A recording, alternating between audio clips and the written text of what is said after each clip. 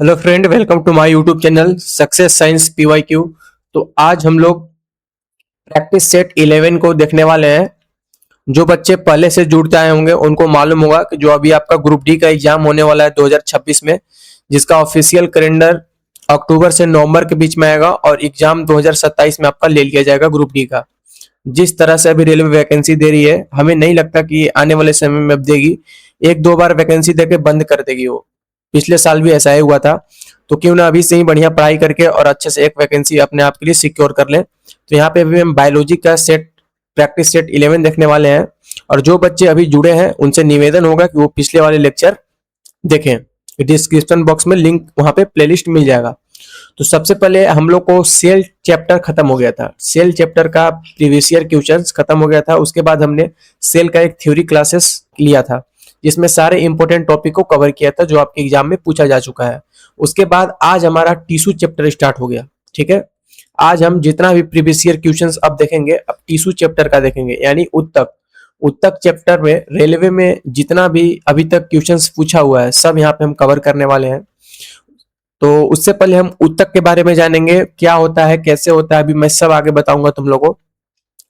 एक बढ़िया डिटेल्स के साथ तुम लोग को यहाँ पे सारा कंटेंट प्रोवाइड कराया जाएगा। तो आप लोग चैनल पे जुड़े रहिए और अपने दोस्त के साथ भी शेयर करना मत भूलिएगा। तो पहला क्वेश्चन है, पशु शरीर में उपकला उत्तक का प्राथमिक कार्य क्या है? पशु शरीर में उपकला उत्तक का प्राथमिक कार्य क्या है? RRB minis as isolated category senior publicity inspector में ये क्वेश्चन पूछा हुआ है। आरआरबी का full form railway requirement board होता है। ऑप्शन ए है आपका ऑक्सीजन का परिवहन, ऑप्शन बी समन्वय और नियंत्रण, ऑप्शन सी आवरण और सुरक्षा, ऑप्शन डी संकुचन और गति। पशु शरीर में उपकला उत्तक का प्राथमिक कार्य क्या है? निम्न ऑप्शन में से बताना है। तो क्यों ना हम लोग पहले टिश्यू के बारे में जान ले, उसके बाद ये ऑप्शन करोगे तो आप लोग को समझ में आ जाएगा। तो देखिए, हम लोग टिश्यू के थ्योरी बेसिस पे थोड़ा सा चलते हैं, टिश्यू के जानकारी लेते हैं। ठीक है, तो सबसे पहले देखिए, अगर हम लोग टिश्यू में जाएं तो टिश्यू का जो खोज किया था, टिश्यू का जो खोज किया था सर्वप्रथम किसने किया था? फ्रांस के शल्य चिकित्सक बाइचेट ने किया था। टिश्यू का जो खोज किया था, ठीक है, एक मिनट, टिश्यू के जो खोज किया था कौन किया था? फ्रांस के एक शल्य चिकित्सक थे जिनका नाम था बाइचेट। ठीक है, बाइचेट दिया था, जिसका विकास एक लैटिन शब्द टेक्सचर से हुआ है। इसका जो विकास है, टिश्यू का जो विकास है, इसका लैटिन शब्द टेक्सचर से हुआ है। लैटिन शब्द टेक्सचर। टेक्सचर टेक्सचर का मतलब क्या होता है? टेक्सचर को हिंदी में बुनना बोलते हैं। बुनना, ठीक है, बुनना बोलते हैं। ठीक है, अब देखिए, यहाँ तो हमने जाना कि टिश्यू का खोज कौन किया था। तो खोज किया था फ्रांस के शल्य चिकित्सक सर्वप्रथम बाइचेट ने किया। ठीक है, टिश्यू शब्द का प्रयोग किया था ये। ठीक है, उसके बाद अगर पूछेगा टिश्यू शब्द किसने दिया, टिश्यू शब्द किसने दिया, तो जो टिश्यू शब्द दिए थे वो एन ग्रीव दिया था। यहाँ पे क्वेश्चन पूछने का तरीका घुमा देगा तुम लोग को। देखो, एन ग्रेव ने दिया था। अगर तुमसे क्वेश्चन ये पूछेगा कि उत्तक शब्द किसने दिया, यानी टिश्यू शब्द किसने दिया, तो शब्द कौन दिया था? एन ग्रीव ने दिया था। और वहीं अगर तुमसे पूछे कि सर्वप्रथम टिश्यू शब्द का प्रयोग किसने किया था, तो टिश्यू शब्द का सर्वप्रथम प्रयोग किया था बाइचेट ने किया था। ठीक है, टिश्यू शब्द का प्रयोग कौन किया था सबसे पहले? तो बाइचेट किया था। ध्यान दो, वीडियो पर, डिस्प्ले पर ध्यान दो। टिश्यू शब्द का जो सर्वप्रथम प्रयोग किया था बाइचेट किया था।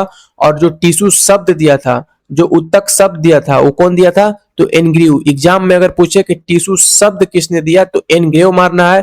और ये पूछे कि टिश्यू शब्द का सर्वप्रथम प्रयोग किसने किया, तो सर्वप्रथम प्रयोग किसने किया था? बाइचेट ने किया था। फ्रांस के ये शल्य चिकित्सक थे। ठीक है, अच्छा, उत्तक के अध्ययन करने वाले को क्या कहा जाता है? आप लोग से प्रश्न है, उत्तक के अध्ययन करने वाले को क्या कहा जाता है?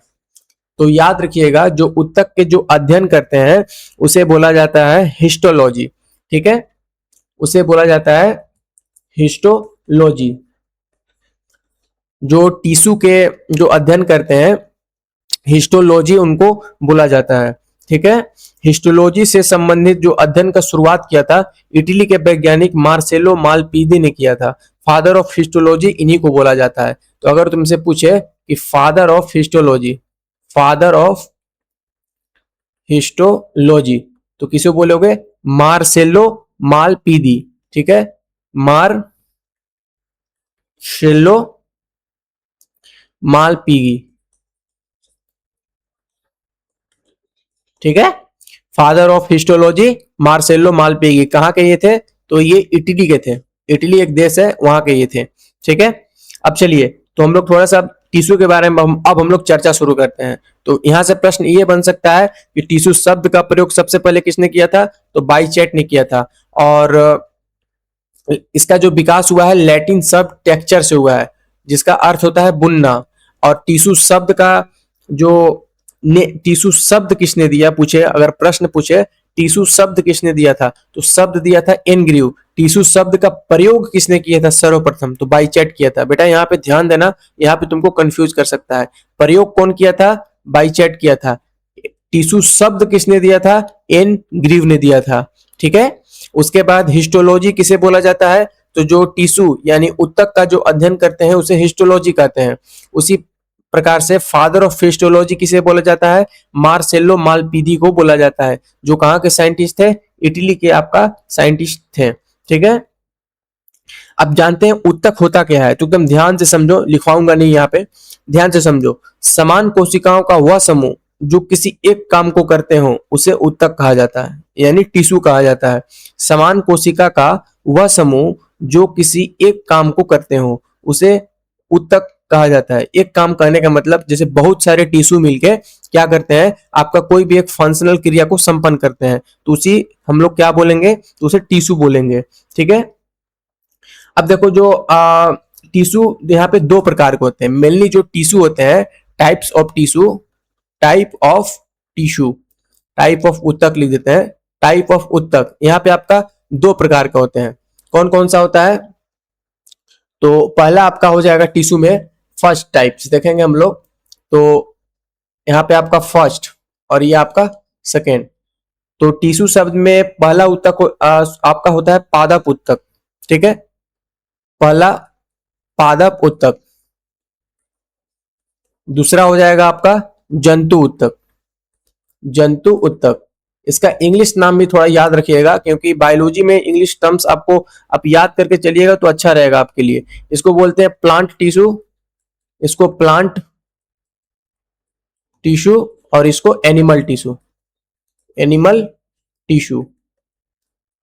ठीक है, देखिए अभी हमने क्या जाना, उत्तक जो है दो प्रकार के होते हैं, एक प्लांट टिश्यू होते हैं और एक एनिमल टिश्यू होते हैं। ठीक है, अब हम लोग जानेंगे पादप उत्तक कितने प्रकार के होते हैं। ठीक है, पादप उत्तक, अब हम लोग इसके बारे में जानेंगे पादप उत्तक कितने प्रकार के होते हैं। ठीक है, यहाँ पे बहुत सारा कंफ्यूज बच्चा होता है, इसलिए ध्यान से देना। यहाँ पे बहुत सारे टाइप्स होते हैं। अब हम लोग चलेंगे किसके बारे में? तो पादप उत्तक के बारे में हम लोग चलेंगे। पादप उत्तक, इंग्लिश में प्लांट टिश्यू के बारे में अब हम लोग इंपॉर्टेंट पॉइंट चलेंगे। ठीक है, तो देखो पादप उत्तक आपका दो प्रकार के होते हैं। पादप उत्तक भी जो है ये आपका दो प्रकार के होते हैं। पहला कौन कौन सा होता है? तो ये होता है अस्थाई उत्तक। पादप अस्थाई, अस्थाई उत्तक, अस्थाई उत्तक। ठीक है, जिसको इंग्लिश में बोलते हैं, इंग्लिश नाम याद रखना, परमानेंट टिश्यू, परमानेंट टिश्यू। ठीक है, उसके बाद दूसरा आपका हो गया पादप उत्तक का दूसरा भाग क्या होता है? विभाज्योतिकी उत्तक, विभाज्योतिकी, विभाज्योतिकी उत्तक, जिसको इंग्लिश में क्या बोलते हैं? जिसको मेरिस्मेटिक टिश्यू बोला जाता है। Meristematic tissue. ठीक है, देखो अब ध्यान से समझो, अभी तक हमने क्या पढ़ा? हमने पढ़ा बेटा सबसे पहले टाइप्स ऑफ टिश्यू के बारे में। कितने प्रकार के होते हैं? दो प्रकार के होते हैं, पादप उत्तक, जंतु उत्तक। पादप उत्तक, जंतु उत्तक। अब हम लोग उसके बाद कौन सा पढ़ेंगे? हम लोग पादप उत्तक के बारे में पढ़ रहे हैं। तो पादप उत्तक कितने प्रकार के होते हैं? एक अस्थाई उत्तक, ठीक है, और एक विभाज्योतिकी उत्तक। ठीक, पादप उत्तक कितने प्रकार के? दो प्रकार के, एक अस्थायी उत्तक और एक विभाज्योतिकी उत्तक। ठीक, अब हम लोग जानेंगे अस्थायी उत्तक कितने प्रकार के, या अब हम लोग ये जानेंगे कि अस्थायी उत्तक जो होते हैं कितने प्रकार के होते हैं। ठीक, अस्थायी उत्तक मेनली जो आपका होता है, अस्थायी उत्तक आपका दो प्रकार का होता है। ठीक है, एक सरल उत्तक और एक जटिल उत्तक। एक सरल उत्तक और एक जटिल उत्तक। अस्थायी उत्तक कितने प्रकार के? दो प्रकार के, सरल उत्तक, एक सरल उत्तक और एक जटिल उत्तक। जटिल उत्तक, अभी हम लोग विभाज्योतिकी उत्तक को नहीं देख रहे हैं, मेरिस्मेटिक टिश्यू को नहीं देख रहे हैं। सबसे पहले हमने जाना यहाँ पे, क्योंकि बहुत कंफ्यूजिंग टॉपिक होता है, ध्यान से समझो एकदम। टिश्यू कितने प्रकार के? दो प्रकार के, पादप टिश्यू, जंतु टिश्यू। ठीक है, उसके बाद हमने क्या जाना? उसके बाद हमने जाना कि पादप उत्तक के कितने प्रकार होते हैं। ठीक है, उसके बाद अभी हम जंतु उत्तक अभी छोड़ रहे हैं, इसका एक अलग ही टॉपिक है जंतु उत्तक के बारे में, अभी सिर्फ हम पादप उत्तक पर चर्चा कर रहे हैं। तो पादप उत्तक दो प्रकार के, अस्थायी उत्तक, विभाज्योतिकी उत्तक। विभाज्योतिकी उत्तक को अभी हम छोड़ के चल रहे हैं, अभी हम किसको लेकर चल रहे हैं? सिर्फ और सिर्फ अस्थायी उत्तक को। तो अस्थायी उत्तक कितने प्रकार के? दो प्रकार के, सरल उत्तक, जटिल उत्तक। सरल उत्तक, जटिल उत्तक। सरल उत्तक को इंग्लिश में सिंपल टिश्यू और जटिल उत्तक को कॉम्प्लेक्स टिश्यू। ठीक है, अब देखते हैं सरल उत्तक कितने प्रकार के। अब फिर हम लोग चलेंगे सरल उत्तक पर, इसीलिए बोल रहा हूं ये काफी कंफ्यूजिंग टॉपिक होता है, इसलिए वीडियो को दोबारा देखना, ये बहुत इंपॉर्टेंट होता है। इसको नहीं याद करोगे आगे कुछ समझ में नहीं आने वाला है। अब देखो, सरल उत्तक जो होता है वो तीन प्रकार के होते हैं। ठीक है, सरल उत्तक तीन प्रकार के आपके होते हैं, इसको इंग्लिश में ही जानना। पैरेनकाइमा, नाम सुने होंगे, पैरेनकाइमा। उसके बाद आपका हो जाएगा कोलेनकाइमा, कोलेन कोलेनकाइमा। उसके बाद आपका हो जाएगा स्क्लेरेनकाइमा। ठीक है, सरल उत्तक कितने प्रकार के? तीन प्रकार के, parenchyma, collenchyma, sclerenchyma. Parenchyma, collenchyma, sclerenchyma. Parenchyma को हिंदी में मृदु उत्तक बोलते हैं, और कोलेनकाइमा को स्थूल कोण उत्तक, और स्क्लेरेनकाइमा को दृढ़ कोण उत्तक। ठीक है, थोड़ा हिंदी टफ है इसका, तो इसको याद रखिएगा। ठीक है, अब देखो, अब हम लोग उसके बाद चलेंगे जटिल उत्तक पे, फिलहाल अभी इतना ही जानते हैं। अब हम लोग चलेंगे इसमें जटिल उत्तक पे। तो ये हो गया आपका सरल उत्तक का पार्ट्स। ठीक है, ये हो गया आपका सरल उत्तक का पार्ट्स, और ये हो गया आपका जटिल उत्तक। तो जटिल उत्तक में अब हम लोग देखेंगे जाइलम और फ्लोएम। जटिल उत्तक में क्या हो जाएगा? जाइलम और फ्लोएम। पहला जाइलम और दूसरा फ्लोएम। फ्लोएम, ठीक है, इसको ध्यान रखिएगा। जाइलम को दारू उत्तक के भी नाम से जाना जाता है, जाइलम को दारू उत्तक के नाम से जाना जाता है, और वहीं पे फ्लोएम को वास्त उत्तक के नाम से जाना जाता है, इसको ध्यान रखना है। वास्त उत्तक।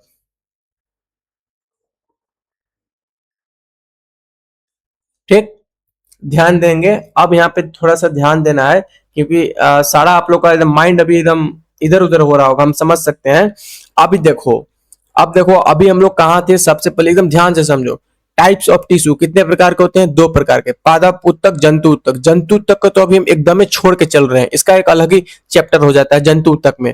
ठीक है, अब पादप उत्तक को हम लिए, तो पादप उत्तक यहाँ पे आपका मेनली दो टाइप्स का, अस्थायी उत्तक, विभाज्योतिकी उत्तक। ठीक है, अस्थायी उत्तक में अब जाएंगे, तो अस्थायी उत्तक में दो प्रकार के, सरल उत्तक, जटिल उत्तक। अभी हम विभाज्योतिकी को भी छोड़ रहे हैं। ठीक है, अस्थायी उत्तक कितने प्रकार के? दो प्रकार के, सरल उत्तक, जटिल उत्तक। अब जटिल सरल उत्तक कितने प्रकार के? तो सरल उत्तक तीन प्रकार के, पैरेनकाइमा, कोलेनकाइमा, स्क्लेरेनकाइमा। ठीक, उसके बाद जटिल उत्तक कितने प्रकार के? दो प्रकार के, जाइलम, फ्लोएम। ठीक है, अब हम लोग चलेंगे, इसका सरल उत्तक हो गया। अब हम लोग चलेंगे यहाँ पे, सरल उत्तक किसका था? अस्थायी उत्तक का। तो ये मेरा कंप्लीट इतना हो गया। ठीक है, अभी तक जितना मैंने किया सब अस्थायी उत्तक की किया। अब हम लोग चलेंगे विभाज्योतिकी उत्तक में, ये आपका कंप्लीट हो गया। ठीक, अब हम लोग चलेंगे विभाज्योतिकी उत्तक में चलेंगे। ठीक, अब हम लोग चलते हैं यहाँ पे विभाज्योतिकी उत्तक में। तो एक सा अच्छा से ले लेते हैं, हाँ यहाँ पे देखो, विभा ज्योतिकी उत्तक हम लोग देखते हैं। ठीक है, विभा ज्योतिकी उत्तक, विभा ज्योतिकी उत्तक, इंग्लिश में मेरिस्मेटिक टिश्यू। अब ये कितने प्रकार के होते हैं? तो ये आपके मेनली 4 प्रकार के होते हैं। ठीक है, ये आपके कितने प्रकार के होते हैं? नहीं, 3 प्रकार के होते हैं, सॉरी। विभा ज्योतिकी उत्तक है ना, मेरिस्मेटिक टिश्यू, हाँ 3 प्रकार के होते हैं। ठीक है, तो कौन कौन से 3 प्रकार के होते हैं? तो पहला हो गया शीर्ष विभा ज्योतिकी उत्तक, शीर्ष विभा ज्योतिकी, 1 मिनट, अच्छा से पेन नहीं चल पा रहा है, थोड़ा सा कलर चेंज करते हैं। शीर्ष विभा ज्योतिकी उत्तक।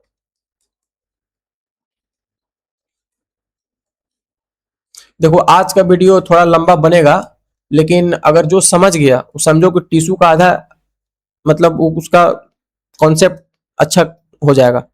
विभा ज्योतिकी उत्तक। ठीक है, दूसरा हो गया आपका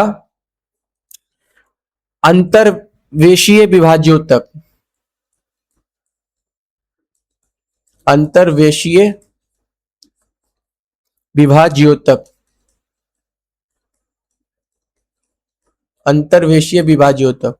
और तीसरा आपका हो गया, तीसरा काफी इंपॉर्टेंट है, पार्श्व विभाज्योतिकी उत्तक, पार्श्व विभाज्योतिकी उत्तक। ठीक है, इंग्लिश नाम जान लो, इंग्लिश नाम काफी इंपॉर्टेंट है। तो पहला हो गया आपका apical, apical meristematic tissue, apical meristematic tissue. और दूसरा आपका हो गया इंटर कैलरी,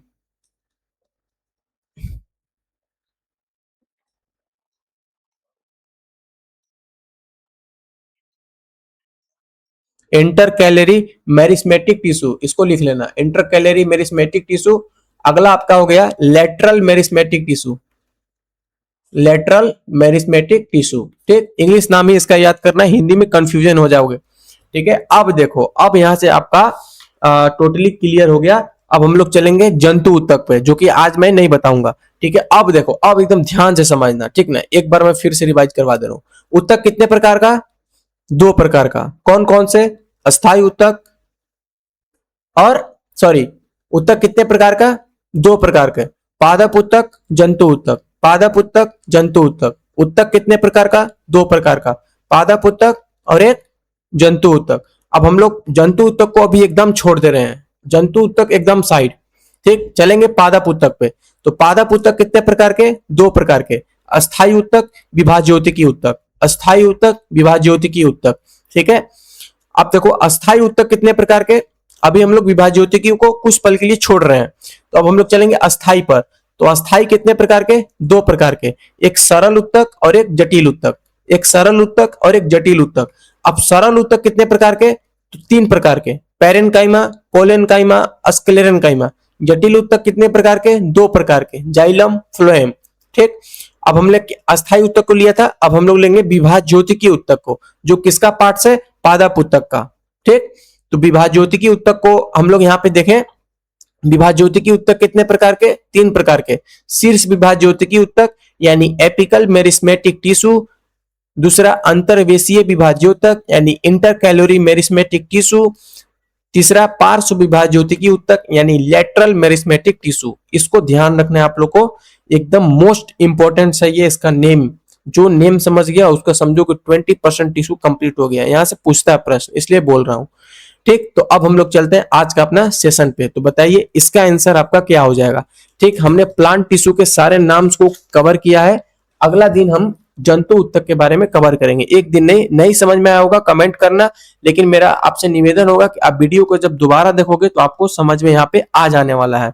ठीक है, अब मेरा बताओ इसका आंसर क्या होगा। पशु शरीर में उपकला उत्तक का प्राथमिक कार्य क्या होता है? जो उपकला उत्तक है ये जंतु उत्तक का पार्ट है। ठीक है, ये जंतु उत्तक का पार्ट है, तो हमेशा आप लोग का मान के चल रहे हैं कि सिलेबस कंप्लीट होगा, इसीलिए आप प्रीवियस ईयर क्वेश्चंस देखने आए हैं। ठीक है, तो बताइए इसका आंसर कौन सा हो जाएगा। तो जो इसका करेक्ट आंसर हो जाएगा आवरण और सुरक्षा, यानी ऑप्शन सी इसका करेक्ट आंसर हो जाएगा। पशु शरीर में उपकला उत्तक का प्राथमिक कार्य क्या है? आवरण और सुरक्षा कर काम करता है। ठीक है, और इसको भी देख लेना अच्छा से। चलिए, तो अब हम लोग चलेंगे क्वेश्चन नंबर सेकंड पे। थोड़ा वीडियो लंबा बनेगा इसके लिए, लेकिन जानकारी बहुत अच्छा है, आज यहाँ पे मैं कंटेंट प्रोवाइड कराया हूँ। निम्नलिखित में से कौन सा उत्तक मुख की अस्तर यानी लिनिन को कवर करता है? निम्नलिखित में से कौन सा उत्तक मुख की अस्तर यानी लिनिन को कवर करता है? ऑप्शन ए स्तंभाकार उपकला, ऑप्शन बी घनाभाकार उपकला, ऑप्शन सी सल्की उपकला, ऑप्शन डी संयोजी उपकला। ये सब आपका जंतु उत्तक का पार्ट्स है। अगर आप लोगों ने सिलेबस कंप्लीट किया होगा तो आपको पता चल रहा होगा ये सब जंतु उत्तक का पार्ट्स है। अभी हम लोगों ने किसका नेमिंग देखा था? तो सिर्फ पादप का नेमिंग देखा था। ये सब जंतु उत्तक का, जो कल की वीडियो में आप लोग को साझा करूंगा, जंतु उत्तक के सारे नाम। ठीक है, तो बताइए निम्नलिखित में से कौन सा उत्तक मुख की अस्तर को कवर करता है? कवर वाला पूछ रहा है, तो इसका जो करेक्ट आंसर आपका हो जाएगा ऑप्शन नंबर सी हो जाएगा, सल्की उपकला। सल्की उपकला यहाँ पे आपका करेक्ट आंसर हो जाने वाला है। ठीक, चलिए नेक्स्ट क्वेश्चन हम लोग देख लेते हैं, क्वेश्चन नंबर 3 को। निम्नलिखित में से कौन सा उत्तक मस्तिष्क और मेरु रज्जु से बना होता है? निम्नलिखित में से कौन सा उत्तक मस्तिष्क और मेरु रज्जु से बना होता है? ऑप्शन ए संयोजी उत्तक, ऑप्शन बी उपकला उत्तक, ऑप्शन सी पेशी उत्तक, ऑप्शन डी तंत्रिका उत्तक। बताइए इसका कौन सा आंसर सही हो जाएगा? मेरु रज्जु से बना है, तो एकदम सही जवाब। आप अगर ऑप्शन डी दे रहे हैं तो आपका करेक्ट आंसर हो जाएगा तंत्रिका उत्तक। जो होता है वो उत्तक मस्तिष्क और मेरु रज्जु से बना होता है। ठीक, उप संयोजी उत्तक के बारे में भी मैं आगे बताऊंगा जब जंतु उत्तक पढ़ाऊंगा। उसके बाद उपकला के बारे में भी, पेशी के बारे में भी, तंत्रिका के बारे में, सारा एकदम ऑप्शन का निचोड़ करके रख देंगे। और आपका पिछले साल का सारा कंटेंट यहाँ पे आपको मिलेगा, चाहे आप किसी भी एग्जाम की तैयारी कर रहे होंगे। अभी फिलहाल साइंस का अपलोड कर रहा हूँ, फिर उसके बाद मैथमेटिक्स, रीजनिंग सबका करूंगा। तो आप लोग एक विश्वास के साथ जुड़े रहो। 2026 में आपका ग्रुप डी का वैकेंसी मेरे ख्याल से 20,000 प्लस वैकेंसी आपका होने वाला है। ठीक है, जिस तरीके से भी रेलवे वैकेंसी दे रहा है, अच्छा चांस है, चाहो तो तुम लोग कर सकते हो अच्छा सा सिलेबस अपना कंप्लीट करके। ठीक है, तो आपका 2027 में इसका एग्जाम होगा, तो अच्छा कर सकते हो। 2027 तक सारा साइंस का आप लोग को मैं यहाँ पे अपलोड कर दूंगा, फिजिक्स, केमिस्ट्री एंड बायोलॉजी का। उसके बाद मैथ करूंगा। एक बार में यहाँ पे हमको अपना चैनल पे प्रमोशन नहीं करना किसी चीज का। आप लोग अच्छा से पढ़ो, ठीक है, जितना मेहनत हो सकेगा हम करेंगे। पिछले साल का क्वेश्चन रेलवे बहुत रिपीट करता है, तो आप लोग क्वेश्चन बैंक को देख को जाना। अदरवाइज यहाँ पे हम पिछले साल का ही सब लेके आए हैं, और उसके साथ साथ यहाँ पे एक्स्ट्रा नॉलेज भी आप लोग को देंगे जो एग्जाम में पूछे जाने का चांसेस भी है। ठीक है, एक विश्वास के साथ आप लोग जुड़ना। अगला अगला है आपका क्वेश्चन नंबर 4। इस सब के बारे में मैं भी बताऊंगा, एकदम निश्चिंत रहो। उत्तक चैप्टर से बहुत क्वेश्चंस पूछा जाता है, इसलिए मैं सब के बारे में A to Z पॉइंट्स में आगे वाले लेक्चर में बताऊंगा। चौथा, संयोजी उत्तक के संबंध में निम्नलिखित में से कौन सा कथन सही नहीं है? पहला, स्नायु अस्थि को अस्थि से जोड़ता है। स्नायु जो है अस्थि को अस्थि से जोड़ता है। बी, कांड्रा जिसको टेंडन बोलते हैं, पेशियों को अस्थि से जोड़ता है। सी, अवकाशी संयोजी उत्तक त्वचा और पेशियों के बीच पाया जाता है। डी, वसा संग्रहित करने वाला वसा एडिपोज टिश्यू त्वचा के ऊपर पाया जाता है। बताइए कौन सा ऑप्शन सही होगा?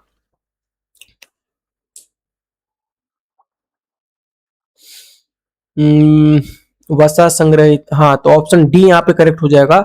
वसा संग्रहित करने वाला वसा उत्तक यानी एडिपोज टिश्यू त्वचा के ऊपर पाया जाता है। ठीक, देखो हम ऐसा मान के चल रहे हैं ना कि तुम लोग अगर प्रीवियस ईयर देखने आए हो तो तुम्हारा सिलेबस कंप्लीट होगा तभी तुम देख रहे हो। अदरवाइज जिसका इस देखो ये सब आपका बोर्ड का एग्जाम नहीं है कि सिर्फ पिछले साल का देखेंगे तो जाकर वहां पे 40% सिर्फ क्वालिफाई करके और पास हो जाएंगे। इसमें पास नहीं होना होता है, इसमें कट ऑफ लाना होता है। तो कट ऑफ लाने के लिए पहले तुमको सिलेबस कंप्लीट करना होगा, और ये मैं मान के चल रहा हूँ कि तुम लोग का सिलेबस कंप्लीट है तभी तुम इस वीडियो को देखने आए हो। ठीक है, हम यहाँ पे फाउंडेशन नहीं क्लियर करवा रहे हैं, सिर्फ पिछले साल का क्वेश्चन आप लोग को रिवाइज करवा रहे हैं। ठीक है, तो फाउंडेशन आप लोग पढ़े होंगे किसी न किसी टीचर से, हम ये मान के चल रहे हैं आपका फाउंडेशन कंप्लीट है। आप सिर्फ मॉक टेस्ट देने यहाँ पे आए हो पिछले साल के क्वेश्चन से, हम ऐसा मान के चल रहे हैं। ठीक है, चलिए तो 5वां नंबर देख लेते हैं हम लोग। जब कोई क्रिया या गतिविधि की जानी हो तो जानवरों में कौन सा उत्तक अंतिम कार्य करेगा? जब कोई क्रिया या गतिविधि की जानी हो तो जानवरों में कौन सा उत्तक अंतिम कार्य करेगा। तो जो बच्चा पढ़ मतलब जो जिसका सिलेबस कंप्लीट होगा ना, जिसको थोड़ा सा भी टिश्यू चैप्टर पढ़ा होगा ना, वो यहाँ पे फटाफट आंसर कर रहा होगा, उसका कोई प्रॉब्लम नहीं होगा। लेकिन जो सिर्फ ये सोच के आया होगा कि इसको कर लेने से रेलवे ग्रुप डी का तैयारी हो जाएगा, तो बेटा कभी नहीं होगा। आप अभी चले जाओ, पहले इसमें सिलेबस कंप्लीट करो, आप टिश्यू चैप्टर एकदम अच्छा से उसका फाउंडेशन कंप्लीट करो। मैं यहाँ पे सिर्फ और सिर्फ आपको प्रीवियस ईयर क्वेश्चंस कराऊंगा और उससे संबंधित प्रश्न कराऊंगा। इस चीज को माइंड में नोट कर लो, झूठ बोल के नहीं हमको यहाँ पे रखना है। हम ये मान के चल रहे हैं कि आप लोग का सिलेबस एकदम 100% कंप्लीट है, आप सिर्फ रिवाइज के पर्पज से यहाँ पे आए हैं। ठीक, पहला आपका हो गया एपिथेलियम उत्तक, दूसरा संयोजी उत्तक, तीसरा पेशीय उत्तक, चौथा विभाज्योतक उत्तक। बताइए, जब कोई क्रिया या गतिविधि की जानी हो तो जानवरों में कौन सा अंतिम कार्य करेगा। तो बेटा इसका जो करेक्ट आंसर हो जाएगा ऑप्शन सी, पेशीय उत्तक इसका करेक्ट आंसर हो जाएगा। ठीक, छठा, मानव शरीर का कौन सा अंग अस्त्रित सल्की एपिथेलियम, ठीक है, से बना होता है। ऑप्शन ए आंत का अस्तर, ऑप्शन बी त्वचा, ऑप्शन सी वृक्कीय नली का अस्तर, ऑप्शन सी असिका। उसका जो करेक्ट आंसर हो जाएगा त्वचा हो जाएगा। ठीक है, 7 नंबर देख लेते हैं हम।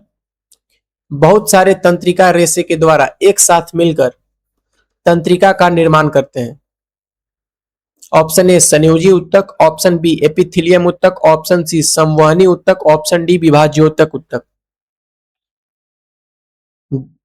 क्या होगा इसका आंसर? बहुत सारे तंत्रिका रेशे डॉट डॉट यानी खाली स्थान के द्वारा एक साथ मिलकर तंत्रिका का निर्माण करते हैं। ये बोल रहा है तंत्रिका का निर्माण करते हैं ना, तो इसका करेक्ट आंसर संयोजी उत्तक हो जाएगा। ऑप्शन ए हो जाएगा इसका करेक्ट आंसर। ठीक है, इस टाइप से रेलवे प्रश्न पूछता है। 8 नंबर देख लेते हैं।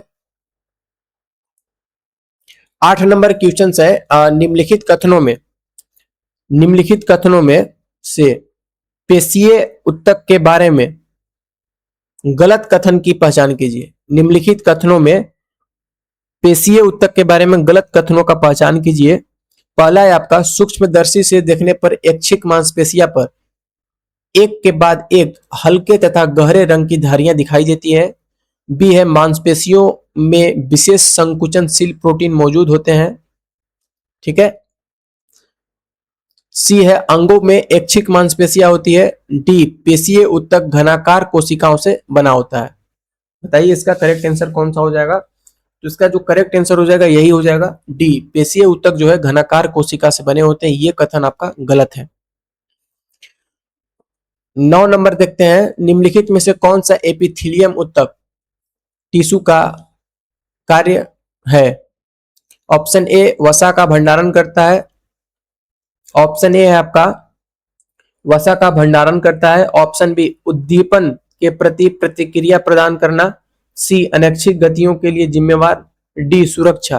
तो जो एपिथेलियम टिश्यू का जो मेन वर्क होता है वो सुरक्षा यानी सेफ्टी का होता है। ठीक है, 10 नंबर क्वेश्चन देखो। निम्नलिखित में से किस एक विकल्प को छोड़कर सभी संयोजी उत्तक के उदाहरण है? निम्नलिखित में से किस एक विकल्प को छोड़कर सभी संयोजी उत्तक के उदाहरण है? तो ये ऑप्शन आपका होमवर्क में रहेगा, इसको HW में आप लोग देख के बताओगे।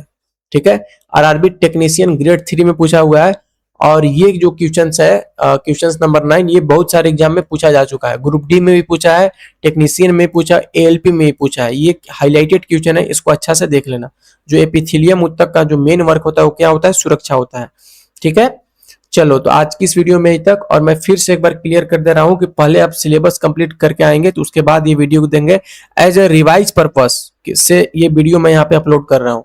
आपका फाउंडेशन इस वीडियो को देखने का एकदम कंप्लीट नहीं होगा, फाउंडेशन का एक मैं अलग लाऊंगा, पहले प्रीवियस ईयर सब करा लूंगा उसके बाद लाऊंगा, अभी उसको लाने में टाइम है।